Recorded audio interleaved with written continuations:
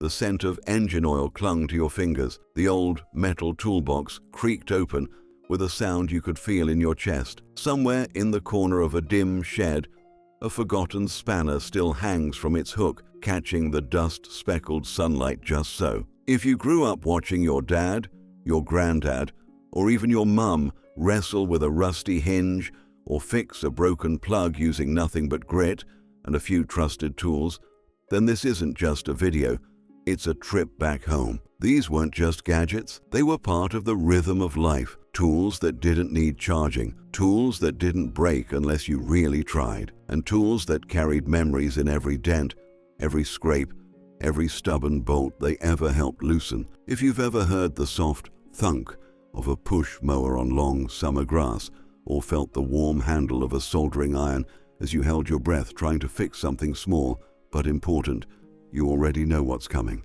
These are the 10 classic tools only true Brits remember, and if you stay till the end, you just might rediscover something that makes you pause, smile and say, I haven't thought about that in years. Before the cordless power tools and rechargeable batteries, there was something beautifully simple and stubbornly reliable about the old-fashioned hand drill. You didn't just press a button, you had to crank it, feel the resistance, listen to the click and grind of gears turning metal against wood. It had weight, heft, and history. If you spotted one today, you might mistake it for an antique.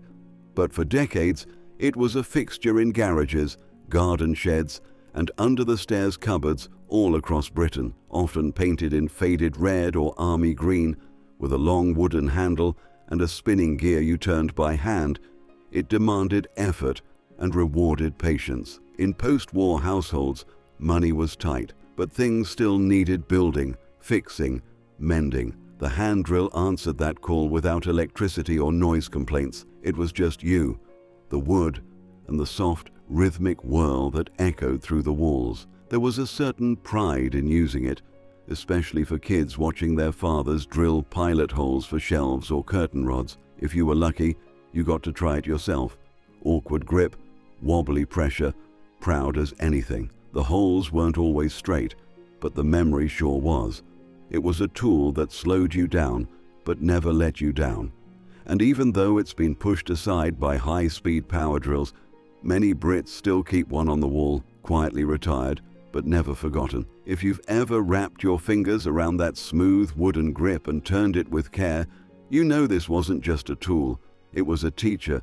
It taught precision, it taught patience, and it taught a generation how to build something that would last. It sat on the garage shelf like a miniature relic of war, small, squat, metal-bodied, and ready for action. The classic British oil can with a trigger spout wasn't flashy, but it was essential.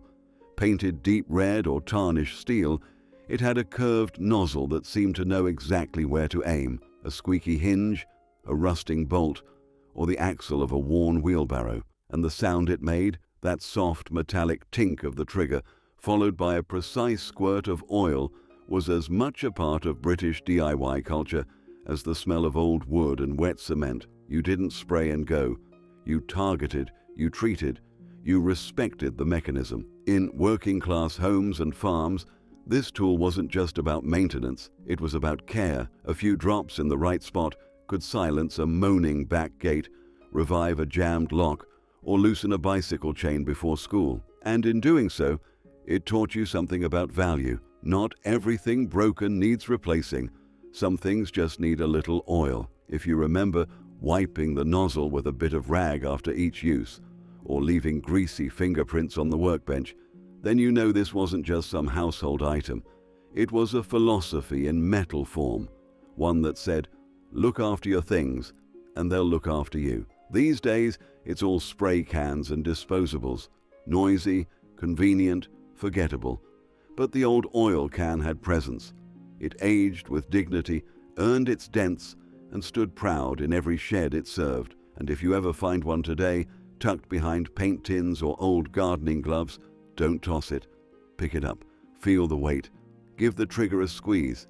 You'll remember, before the days of antibacterial wipes and press button polishers, there was the ritual, the clink of a metal tin, the sharp tang of chemicals in the air, and the rhythmic swipe of cloth across brass or copper. Braso wasn't just a cleaner, it was a ceremony, and the braso tin and cloth combo held a special place in many British homes. Tucked in the back of kitchen cupboards, utility rooms, or army kit bags, this small tin promised transformation. Shake it, open it, and you'd find that oddly satisfying smell.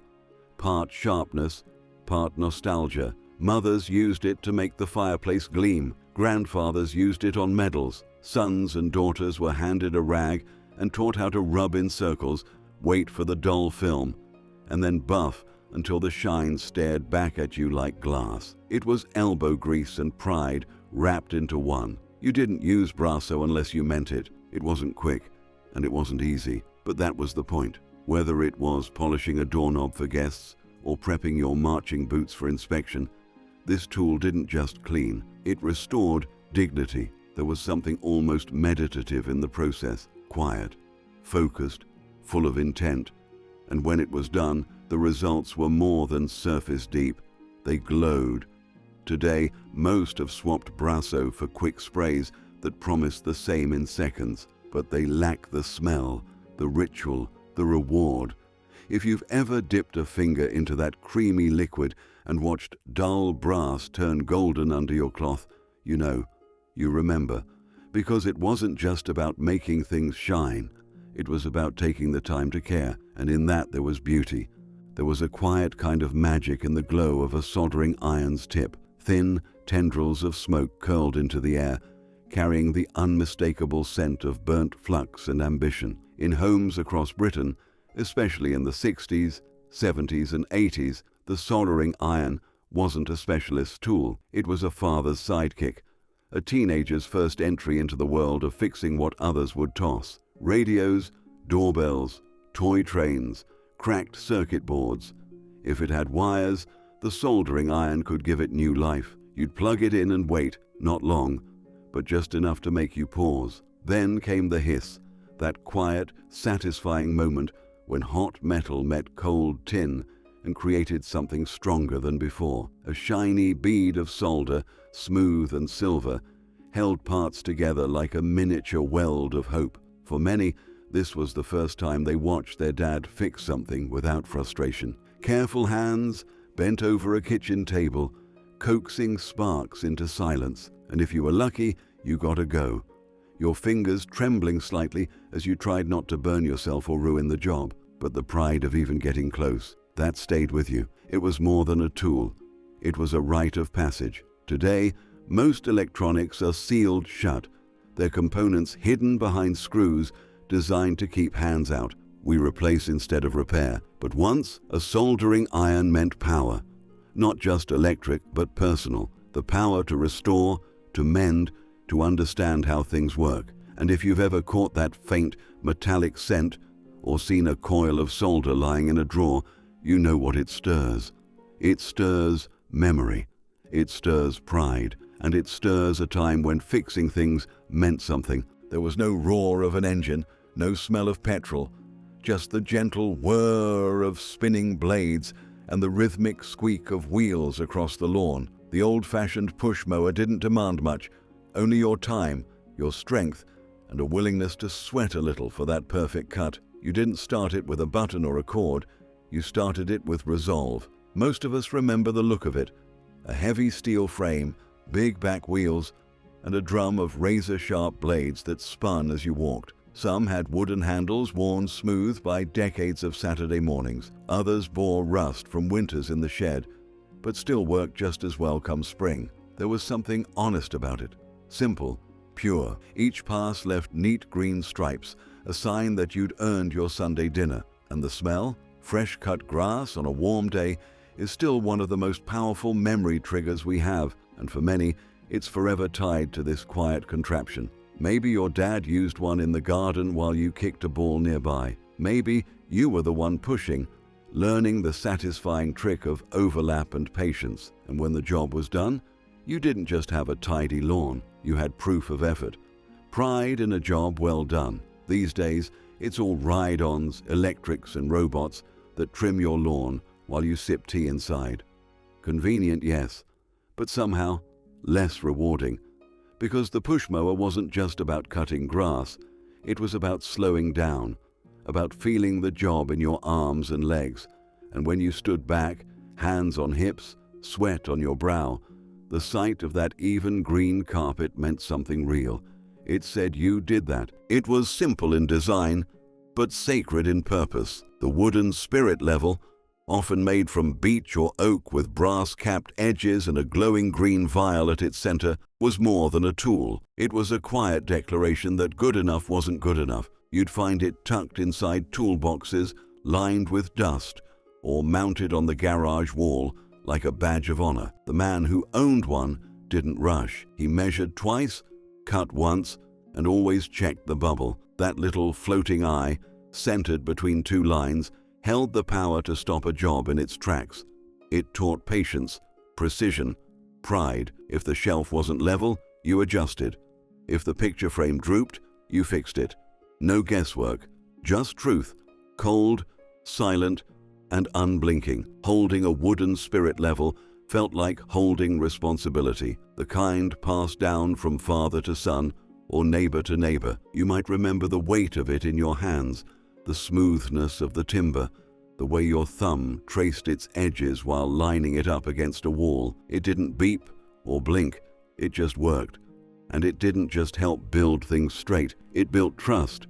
You trusted the man who used one properly because he cared. These days, spirit levels still exist, but most are plastic and flimsy, buried in apps or laser gadgets. They measure more, but somehow mean less. The old wooden one? It meant you'd done it right, not fast, not cheaply, but properly. And in a world rushing ahead, the spirit level reminds us of something steady, something honest, a tool that didn't make noise, but spoke volumes. It didn't hum, it growled. The bench grinder wasn't just a tool, it was a beast, bolted to the corner of countless sheds and workshops across Britain. Heavy as sin and twice as loud, it sat like a silent sentinel until switched on, and then it roared to life, spinning with a fury that threw sparks like fireworks and filled the air with the scent of hot steel and burning stone. You didn't mess about with it. You approached with sleeves rolled up and respect in your bones. Every lad who stepped up to it for the first time was met with a jolt of nerves. Would you hold the blade steady?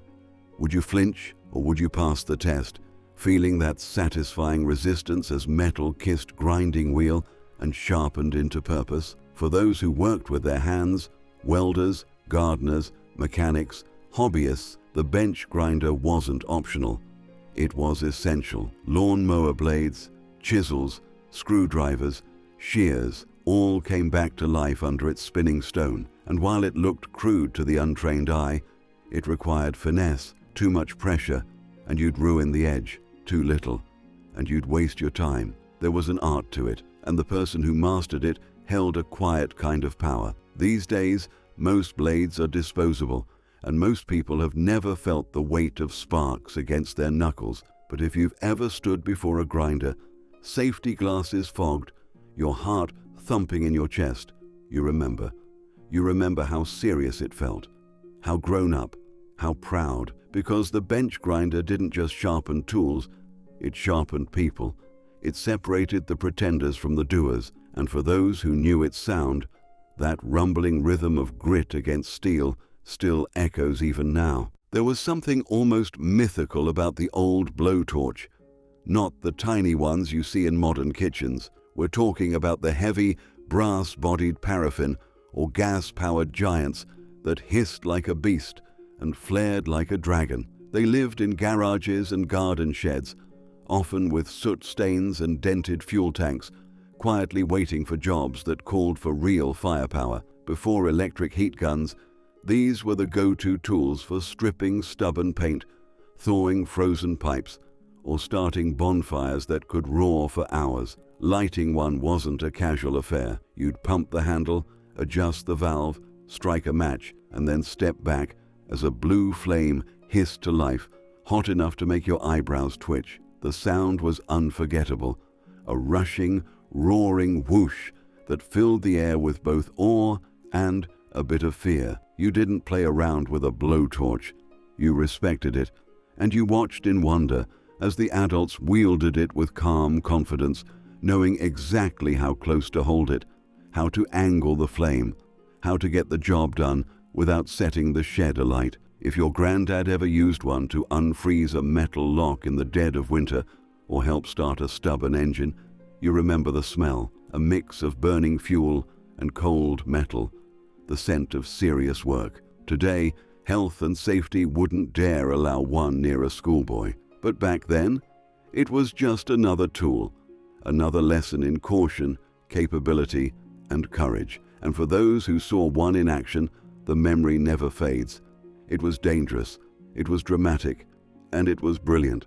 It didn't light up, it didn't beep, it didn't need batteries or apps. The folding wooden ruler was a tool of quiet precision, a gentleman's measure of doing things right. Carried in pockets, tucked behind belts, or resting on dusty workbenches, it unfolded like a piece of origami in reverse, each section clicking open with a satisfying snap. Made of sturdy wood, often beech or boxwood, and joined by brass hinges, it felt less like a ruler and more like an instrument, one that demanded care, one that earned respect. Before retractable metal tapes became the norm, this was how serious men measured.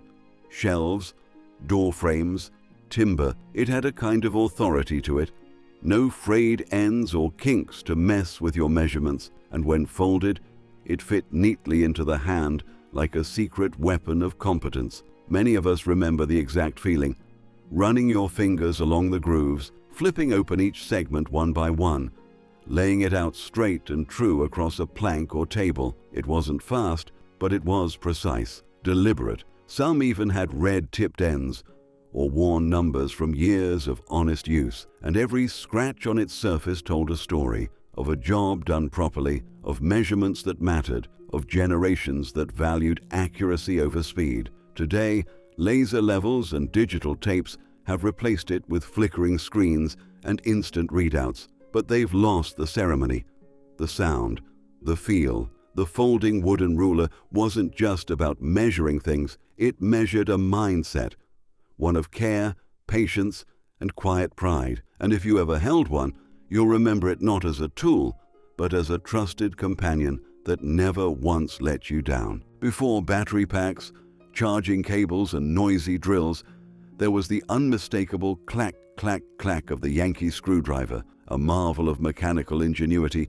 It was spring-loaded, spiral-driven, and utterly satisfying to use. You didn't plug it in, you pushed it, firmly, purposefully, and like clockwork, the internal spiral rotated the bit in smooth, confident turns. It looked complicated, and that made it feel important. Usually chrome or nickel-plated with a wooden or bake-light handle, it had the weight of something that meant business. This wasn't a beginner's tool. It was the kind of screwdriver you watched your dad or granddad use with calm authority, driving screws into floorboards or cupboards without ever breaking a sweat. Every push was a rhythm, every screw went in clean, and if you learned to use it right, you felt like you were part of a secret club, the kind that valued skill over shortcuts. You could reverse the direction with a flick of the switch and control the pressure with your grip, and when it was finally tucked back into the drawer or toolbox, you felt like you'd earned something.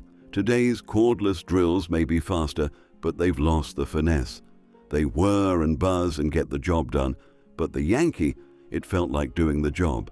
It was the joy of mastering a tool with no power cord, just clever design and a bit of elbow grease.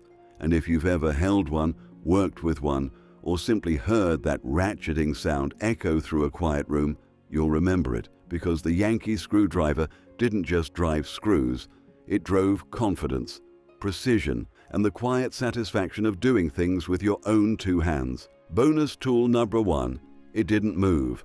It refused to move. The vice clamp, bolted to the edge of a workbench like it had always been there, was the strong, silent type, usually made of cast iron and covered in a lifetime of paint splatters, sawdust, and fingerprints. It sat patiently through decades of repairs, projects, and passing conversations. But when you needed it, It delivered. 2 jaws, 1 crank, and absolute control. Whether you were sawing a plank, filing a metal rod, or carefully gluing broken furniture, the vise was there to hold the line. It taught stillness, stability, precision. You'd tighten it slowly, feel the wood bite against steel, and then step back, trusting that what you placed in its grip wasn't going anywhere. It held more than just parts. It held your focus. And if you were a child, lucky enough to use one, even once, you felt the power of it in your palms. That heavy screw turning, that final creak as the jaws locked shut, that moment when the world stood still and said, "Now you're ready to work." The vise wasn't glamorous.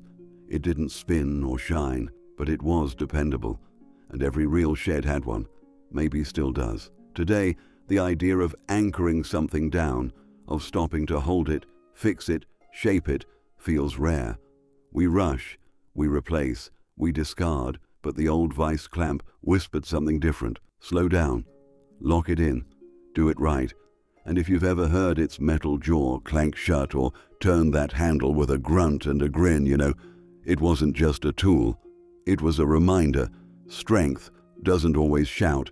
Sometimes it just holds steady. Bonus tool number 2.